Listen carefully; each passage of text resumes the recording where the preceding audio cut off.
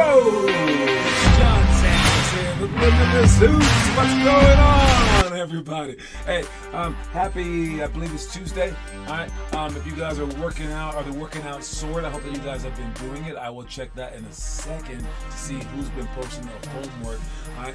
But for right now, we do have a cool thing in that we have one of our movies of the month was talked about by one of our coaches, Derek Valdez, and one of the movies for the month is our 8th grade movie of the month. And the 8th grade movie of the month is The Waterboy. The Waterboy. All right, The Waterboy. It's a funny movie. It's very, very cool. All right, but I believe that Derek got pretty deep on us on this one. All right, Derek got extremely deep on this, and I thought it was very, very interesting take that he took. All right, and I want you guys to watch what Derek had to say about it, and then I guess that we can talk about it afterwards. Okay. All right. So this movie, don't forget, this movie is funny. Okay, this movie is hilarious. Maybe one of the best comedies of all time. And Derek took it to a different location. And I like the juxtaposition. It was very, very neat. If you don't know what that word means, neither do I. All right, but here that goes. Watch that. All right, hit us up, Derek. Waterboy is a great movie about a young boy. He's a grown man who goes to university to play football. Well, after graduating, not taking SATs or ACTs. I would be honored if you play football for this team. Me? Play football? Yes.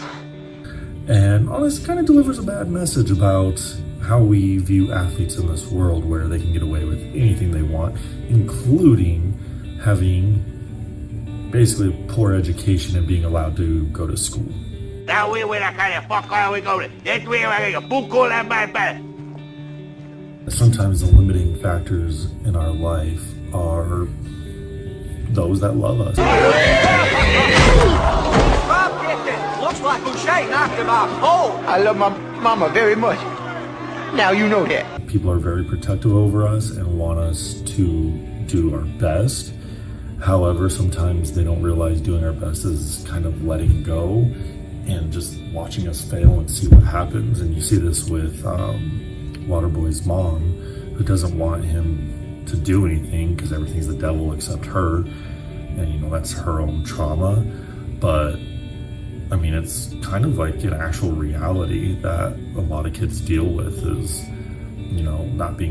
parents not pushing their kids hard enough, or parents honestly not even understanding that the kids actually want to go as hard as they can.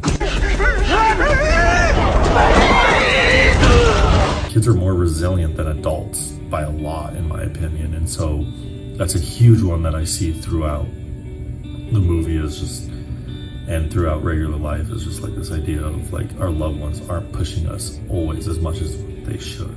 Another one or theme or motif or whatever that's kind of important is you don't know what you know until you know it. And I think it's important to try different and new things. He doesn't fake. He thinks about faking. He pretends to fake.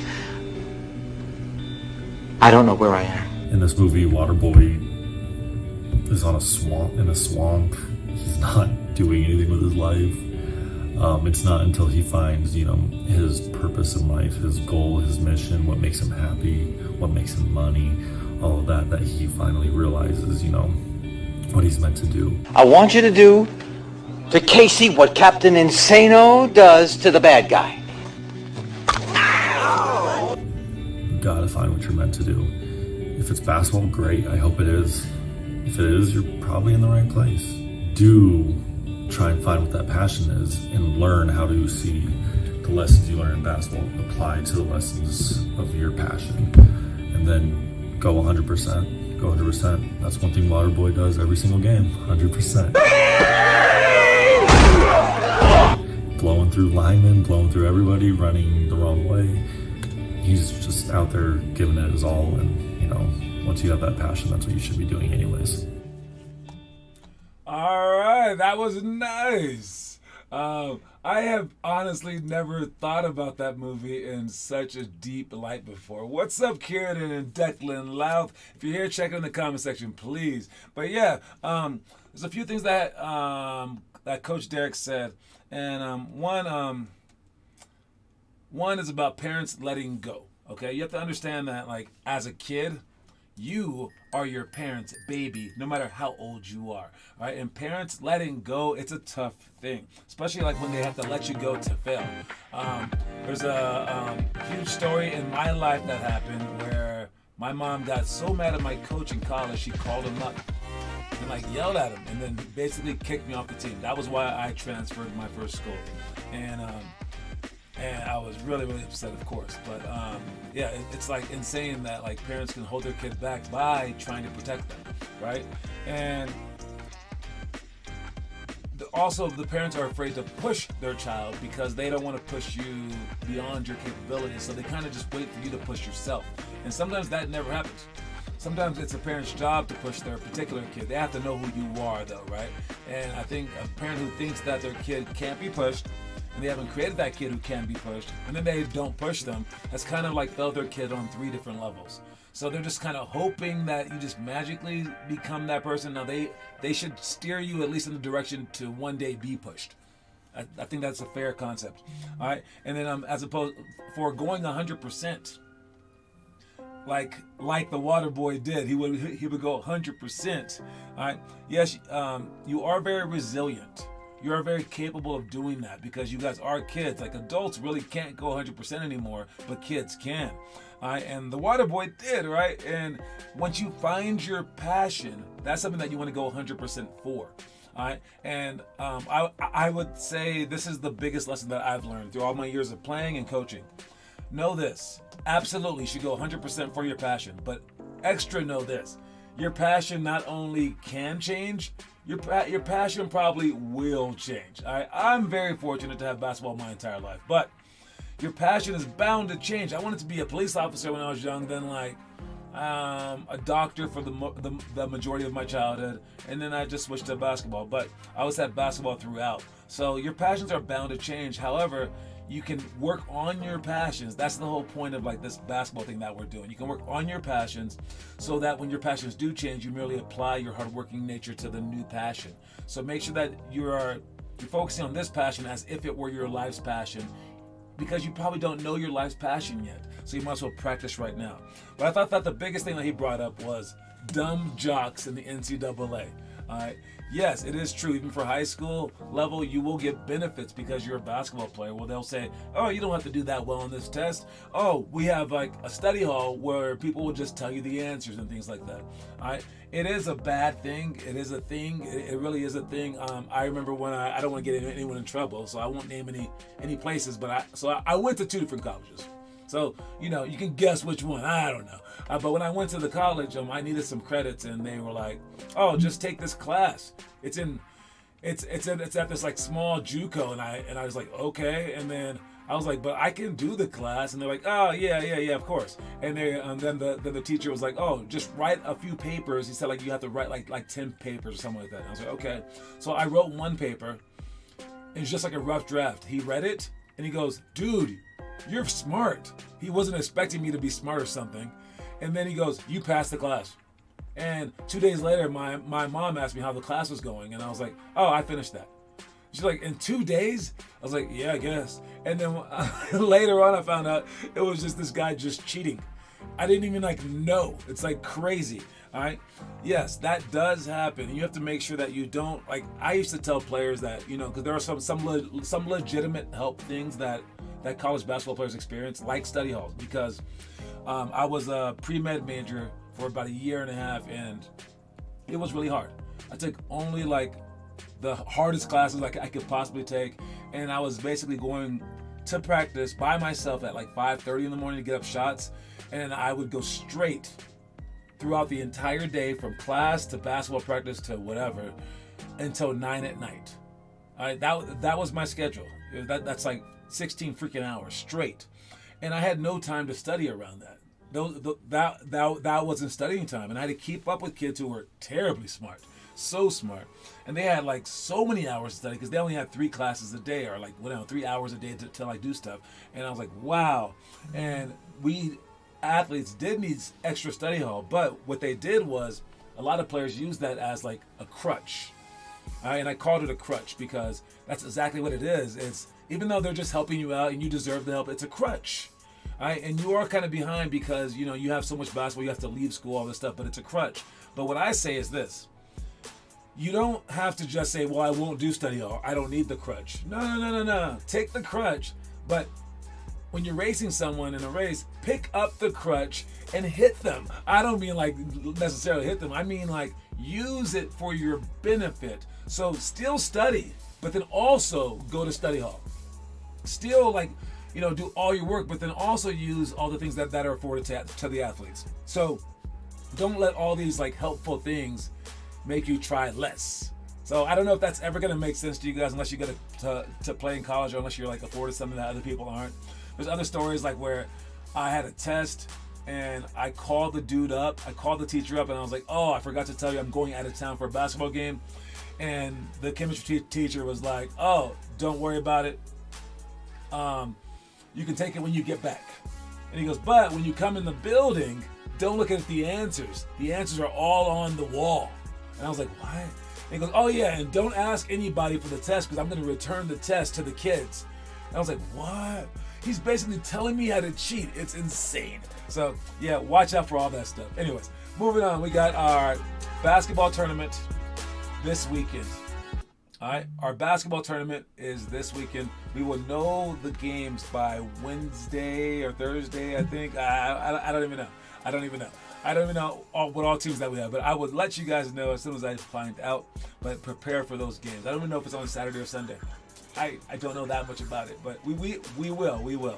Our carpool is tomorrow. If you want to sign up for the carpool, make sure that you go into the little WhatsApp app, all right, to tell us that you want to do that.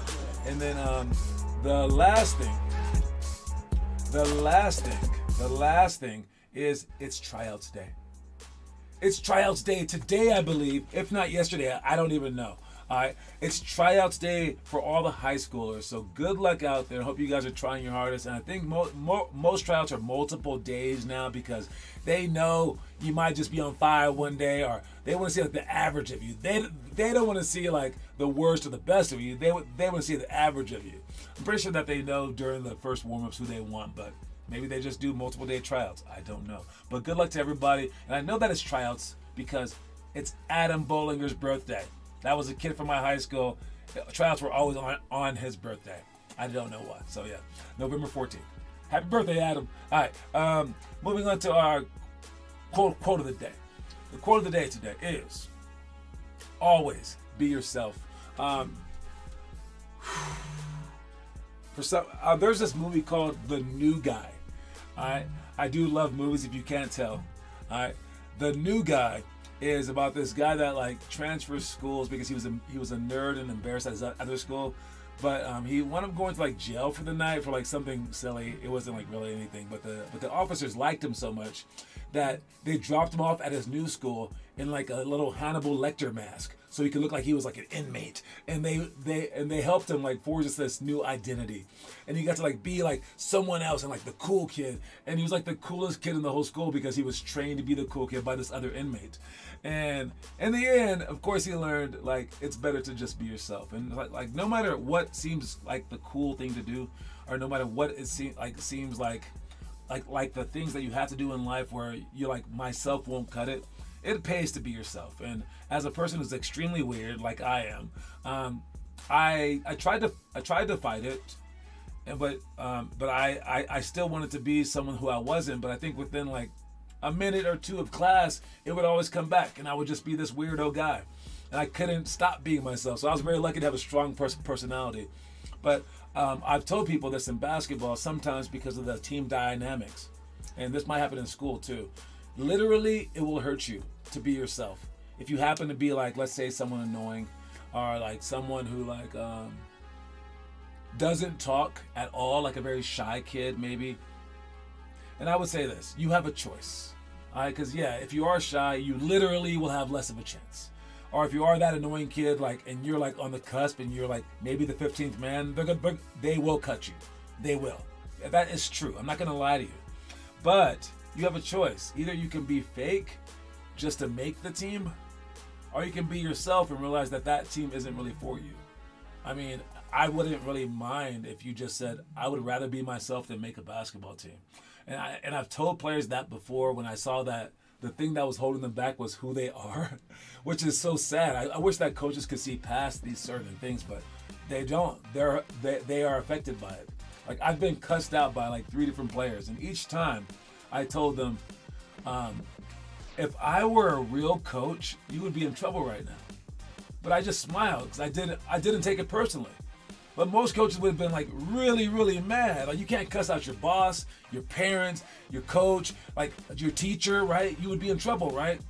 But I know that sometimes it just comes out because you're frustrated. And those guys are always all my friends now, and we don't hate each other at all. And I never got mad at them for a second. And I was just whispering to them. I was like, what are you doing? You can't do that because this world is like this. So the reality of it is yourself doesn't always win. I still say that this is true. Always be yourself.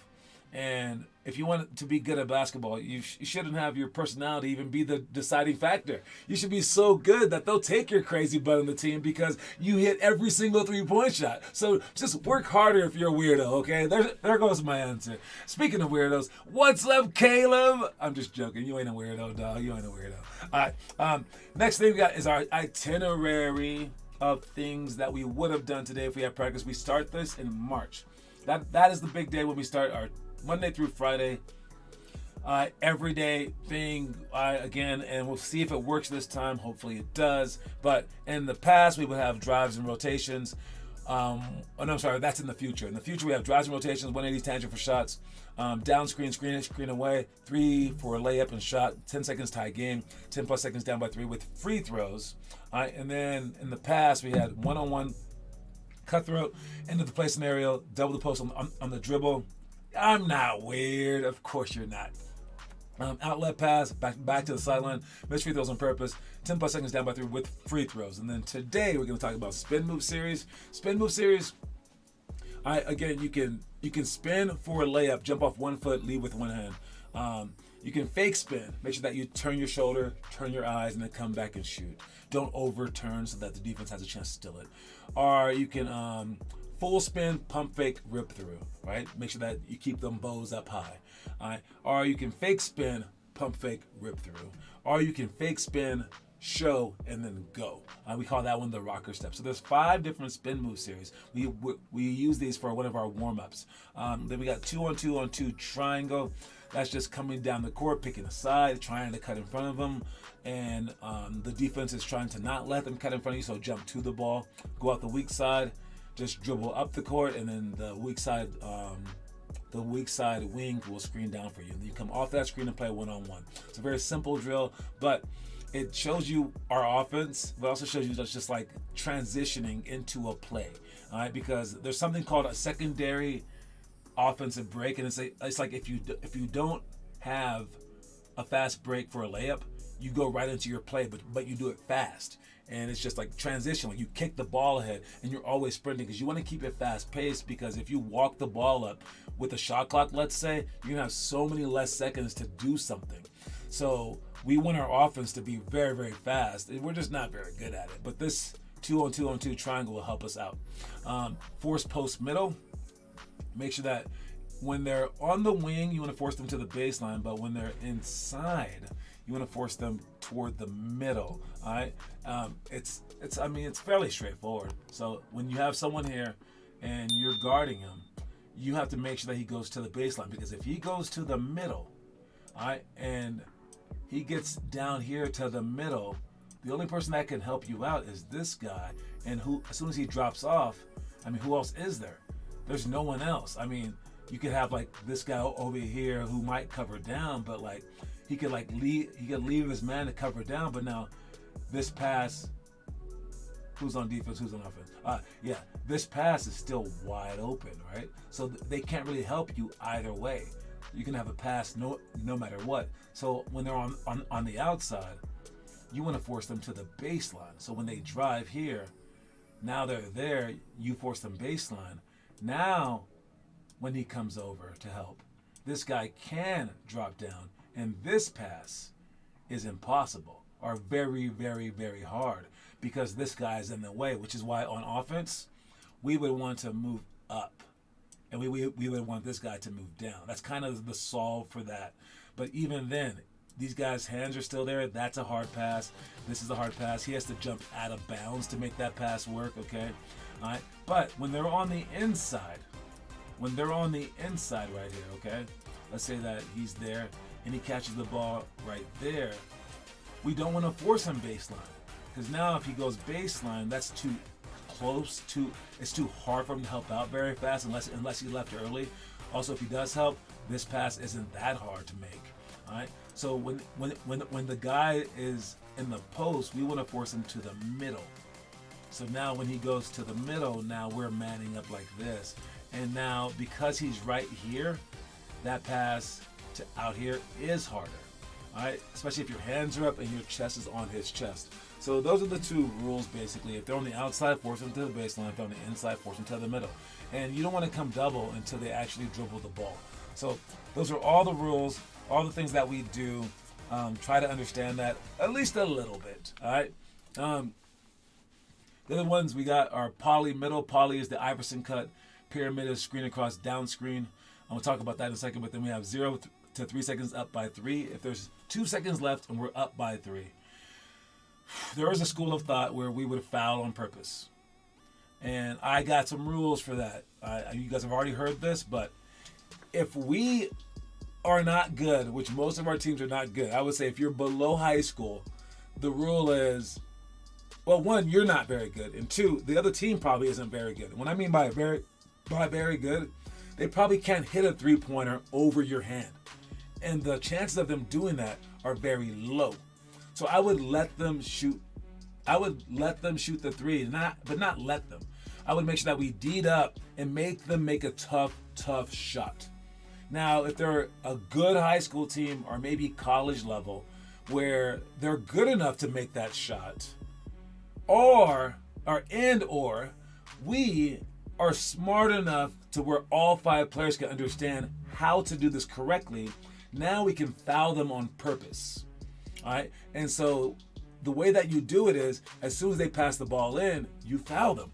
Like you grab their arms down like this. But you can't do it if they catch the ball and immediately start shooting with their back to the basket. Then if they just chuck up something, you throw your hands up and you don't foul them. So that's the hard part, is that you have to see if they're just gonna just overreact and just chuck the ball and then just avoid. And if they don't, that's when you foul them.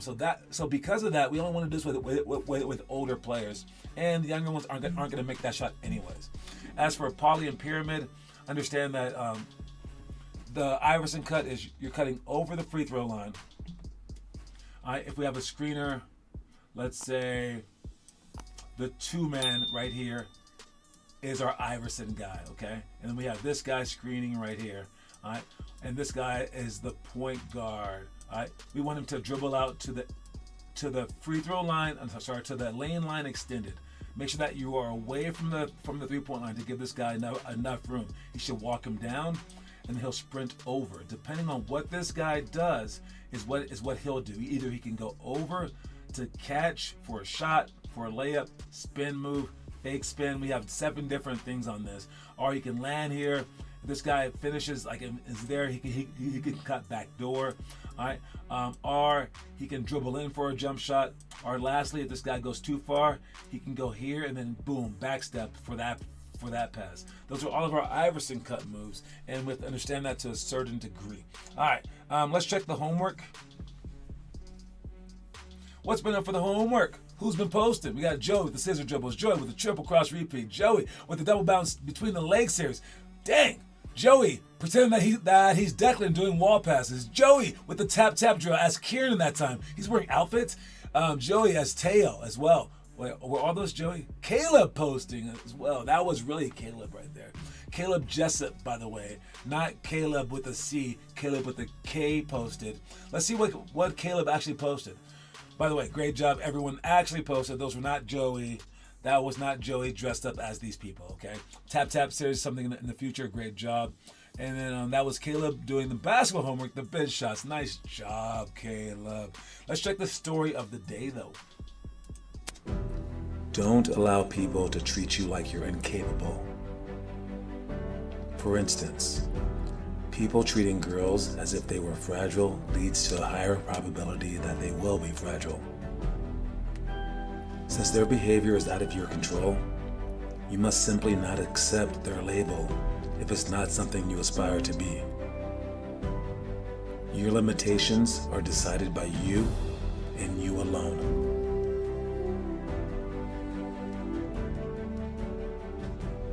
Well, amen to that. Yeah. If people say that you can't do something, that's on them, man. That ain't on you. Okay? And it's when people say that you can't do something that you start to believe it. So don't tell a kid that he can't do something. Don't treat him as he can't do anything. Even take this to this like further extent. If you meet someone who's like just a jerk and you don't think that they're capable of being nice, I guarantee you, if you treat them like they're incapable of being nice, chances are they're not going to be very nice. Think about if someone treated you like that. If they were like, oh, this jerk again. Aren't you just going to be like, what? Right? And it's the same thing for like people who think that they can't become this, can't become that. They're not smart enough to become this. They're not tall enough to do that. All right? Don't treat them as if they can't. All right? And if someone is treating you like that, ignore that label and realize that only you can label yourself. Okay? All right. Let's check the trivia question today. Trivia question today is... what NBA player on TV, okay, or in the movies, whatever, fought a martial arts legend? Okay, what NBA player fought a martial arts legend? And when I say martial arts legend, I mean like the greatest martial arts legend of all time. Like, this basketball player pretended to fight him. He didn't really fight him. He fought a martial arts legend. I don't want to tell you who the martial arts legend is, but there's only so many. This is like the main one. There's no higher martial arts legend than this guy. And an NBA basketball player fought him in a movie. I want to know who that guy is. All right, let's see who it is. Say Shaq. It's not Shaq. You think it's Shaq because of Shazam? Yeah, the answer is Kareem, dude. Kareem is the answer. Kareem Abdul-Jabbar is the answer. Caleb got it right. And who did he fight? He fought Bruce Lee. That is the craziest crossover ever. Wasn't his like most famous movie? Yep, against Bruce Lee. His most famous movie was a movie called Airplane. But yes, a very, very good movie nonetheless. Great job, Caleb. You got the point, homie. All right, last thing we got is our picture of the day. Picture of the day is Wemby versus Chet.